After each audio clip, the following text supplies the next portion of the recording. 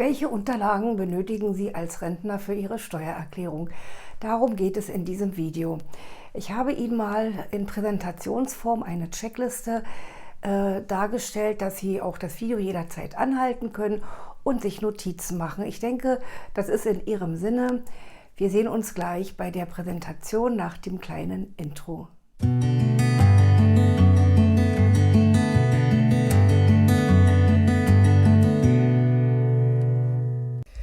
Checkliste für Rentner. Schauen wir uns im Einzelnen an, welche Unterlagen Sie benötigen.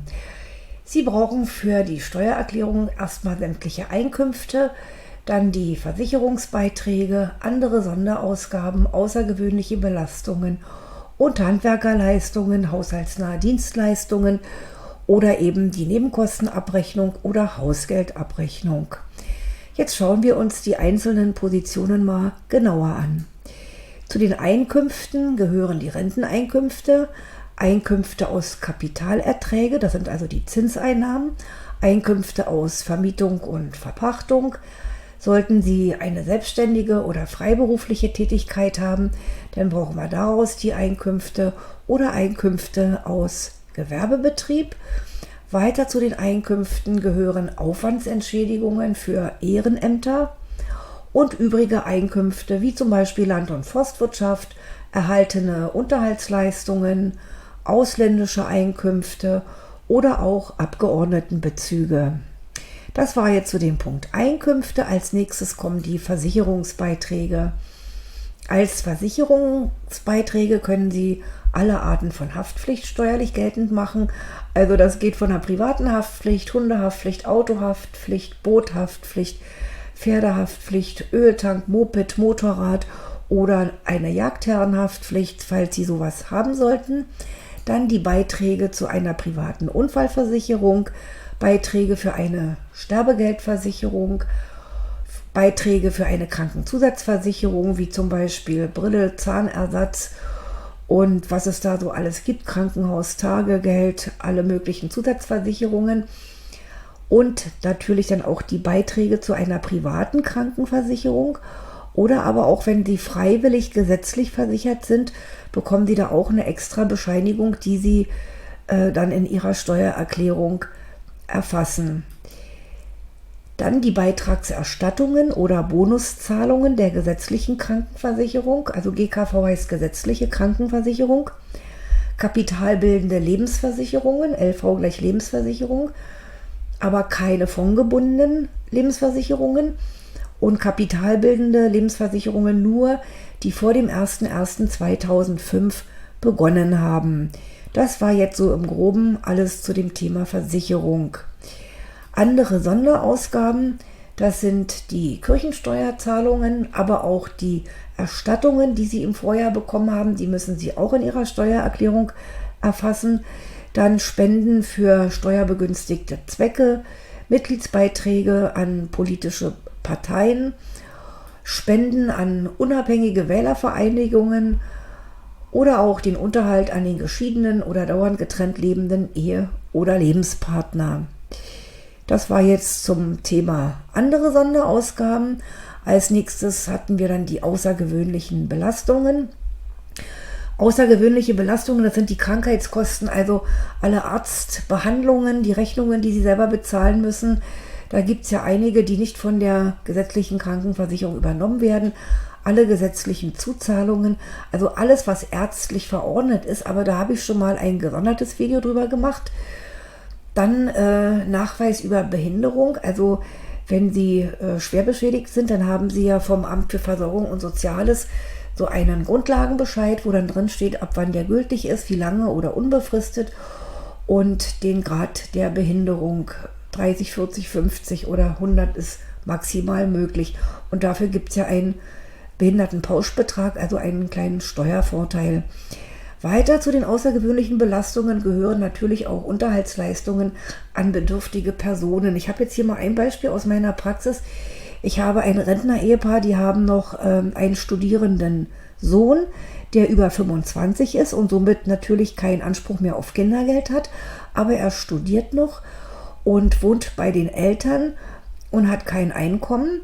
Und in dem Fall können die Eltern den volljährigen, in Ausbildung befindlichen Sohn finanziell unterstützen. Aber da er zu Hause wohnt, kann man hier auch von dem Höchstbetrag ausgehen, weil er ja Kost und Logis auch bekommt. Und zusätzlich noch die Krankenversicherungsbeiträge, falls Sie die dann für die bedürftige Person übernehmen.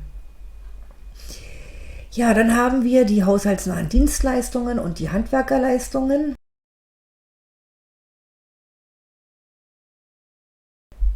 Die haushaltsnahen Dienstleistungen und Handwerkerleistungen werden unterteilt. Einmal die Hilfe im eigenen Haushalt.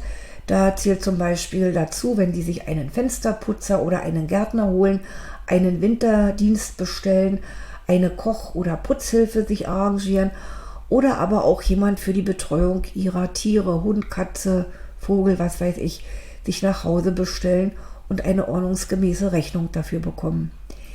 Zu den Handwerkerleistungen gehören Renovierungs-, Erhaltungs- und Modernisierungsmaßnahmen, wie zum Beispiel Umbau oder Erneuerung des Bads, die Heizungswartung oder Schornsteinfeger, oder Sie lassen sich ein neues Fenster einbauen oder die Haustür ersetzen. Das sind alles Handwerkerleistungen, also nur Renovierung, Erhaltung und Modernisierung.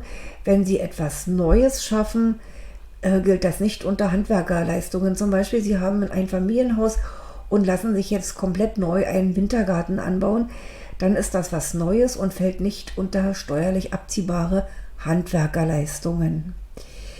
Dann haben wir noch die Betriebskostenabrechnung als Mieter einer Wohnung oder auch als Nebenkostenabrechnung bekannt, und Nutzer einer Eigentumswohnung, die bekommen eine Hausgeldabrechnung. Und auch da sind bestimmte Positionen eben steuerlich abzugsfähig. Da habe ich auch schon mal ein Video zu gemacht. Also es geht bei dieser Betriebskostenabrechnung und Hausgeldabrechnung um alle Positionen, die eben Lohn darstellen, wie zum Beispiel der Hauswart, die Treppenhausreinigung, Glasreinigung, Wartung der Aufzüge, also jegliche Wartungsarbeiten. Aber suchen Sie sich einfach das passende Video daraus, da habe ich alles nochmal ausführlich beschrieben. Ja, und ganz wichtig ist natürlich, dass Sie haushaltsnahe Dienstleistungen und Handwerkerleistungen durch eine Rechnung und dem dazugehörigen Kontoauszug nachweisen müssen. Sie schicken zwar keine Belege mehr zum Finanzamt, aber wenn Sie aufgefordert werden, diese Belege nachzureichen und Sie haben weder die Rechnungskopie noch die Kopie vom Kontoauszug, dann gehen Sie leer aus. Ja, viele sind der Meinung, sie bezahlen bar, dann ist das alles gleich erledigt. Das ist ein ganz fataler Fehler. Zahlen Sie Ihre Handwerkerrechnungen niemals bar, denn bei Barzahlung gehen Sie leer aus. Also immer schön eine Rechnung geben lassen, darauf achten, dass auf der Rechnung An- und Abfahrt und die Lohnkosten gesondert ausgewiesen sind. Dann überweisen Sie das und Sie haben als Nachweis die Rechnung und den Kontoauszug. Also ganz, ganz wichtig, bei Barzahlung gehen Sie leer aus. Ja, das war's jetzt mit der Checkliste für Rentner. Ich hoffe, ich konnte Ihnen weiterhelfen und Sie haben vielleicht das eine oder andere dazugelernt. Wenn Sie Fragen haben, lassen Sie sich mir unter dem Video in den Kommentaren wissen. Wenn Ihnen das Video gefallen hat, geben Sie ein Like, einen Daumen hoch und abonnieren Sie meinen Kanal. Sichern Sie sich auch meinen kostenlosen Report unter diesem Video in 7 Schritten zur Steuererklärung. Alles Gute, Jutta Martin.